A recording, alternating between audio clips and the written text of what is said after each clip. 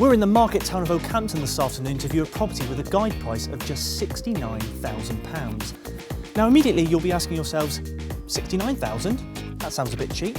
What's the catch? Well, potentially quite a significant one. You see, we found out that when this property was originally listed 2 years ago, it had an asking price of £159,000. So why is it now 40 grand cheaper? Are you ready for the answer? Because it lies just behind this gate.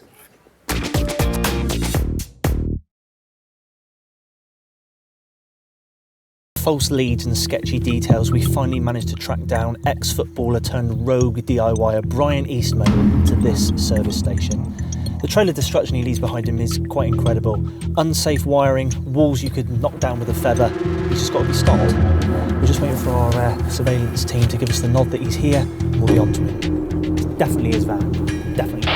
Last target is on the move. Repeat, target is on the move. Right, let's go. Let's go. He's just gone around the corner up ahead here. I'm trying to stay on his tail. He's taking loads of chances. He's just nearly T-boned somebody up the front there. But we're taking chances as well. We've got to. It could be days, weeks before we manage to track him down again. I'm about 3 cars behind at the moment. If only I could just get in front of them. We're so close. He's just run a red light. We lost him.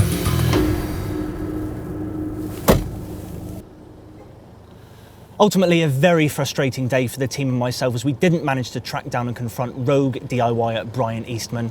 But you know us, we don't give up that easily, and I'm already in possession of fresh intelligence about the when and whereabouts of his next job. Now, Mr. Eastman, being an ex-footballer, might think that it's all over. But I'm afraid to say, Brian, mate, this one's going into extra time.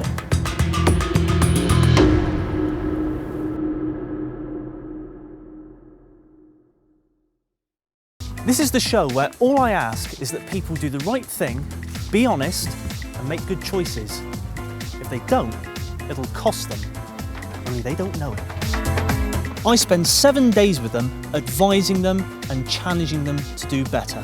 Because little do they know that I've just paid £10,000 into a bank account in their name. How much of it is left at the end of the week, however, is entirely up to them. As each time they overstep the mark, I'll be penalising them. It's the high-stakes money game that they don't even know that they're playing. This week, I'm with Gary Young. He's unemployed, disqualified from driving, and currently has no access to his 2 children, Sam and Naomi. They left with their mum for Australia 18 months ago, and he hasn't seen them since. His idea of job seeking is spending all day drinking cans of special brew. As not to arouse suspicion, Gary thinks that I am a life coach tasked with getting him back on track. Unbelievable.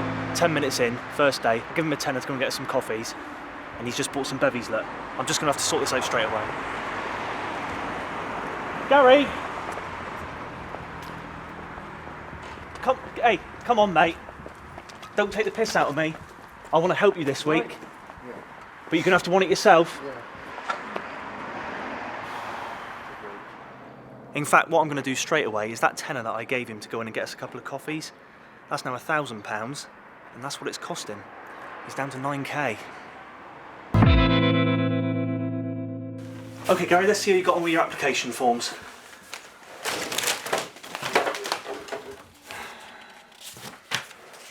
Gary, these are all blank. I fell asleep. You fell asleep. Well, not before having time to draw a knob on this one. What's this? I can help you, Gary. Well, is that supposed to be me, is it?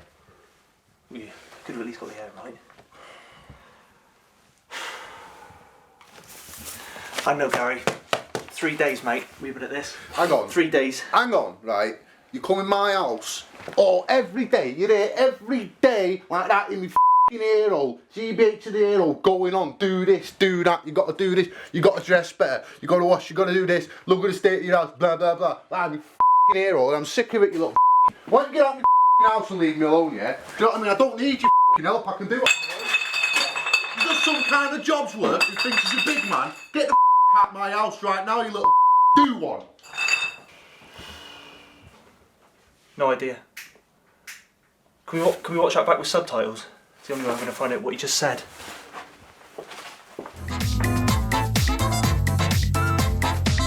Gary has missed his interview for the job at the cafe, so I've called around to his place for an explanation.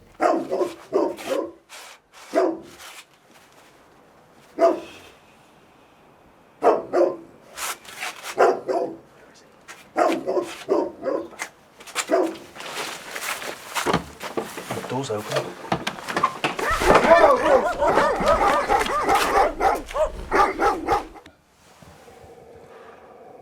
He's asleep. Gary!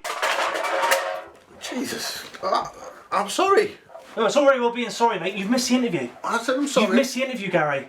No, you're not sorry at all. You've got no respect for me. It was a heavy night. You've got no respect for yourself. You want to see your kids again, do you? I tell you, it's a f***ing joke, mate. F***ing joke. You want to watch your mouth, you? You ain't Jeremy Kyle, you know. All right, well, Mr. Kyle sat in his studio looking all nice and warm and pretty. Do I look pretty, Gary? Not in this like you don't. I just woke up screaming at me. Jesus.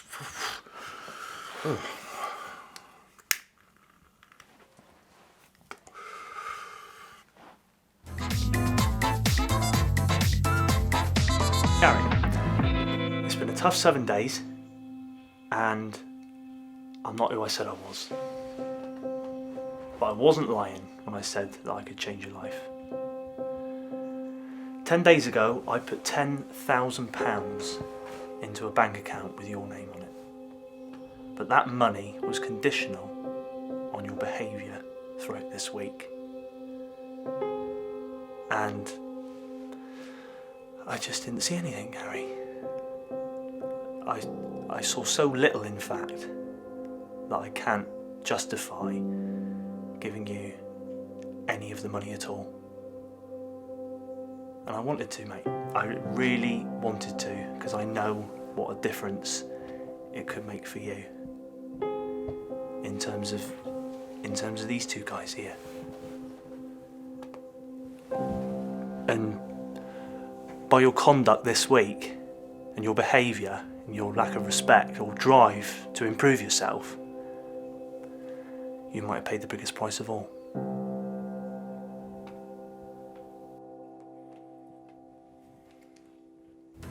We were there when I got it. For unseen clips and extras from today's episode, go to channel4.com/10grambanker. He's a fag.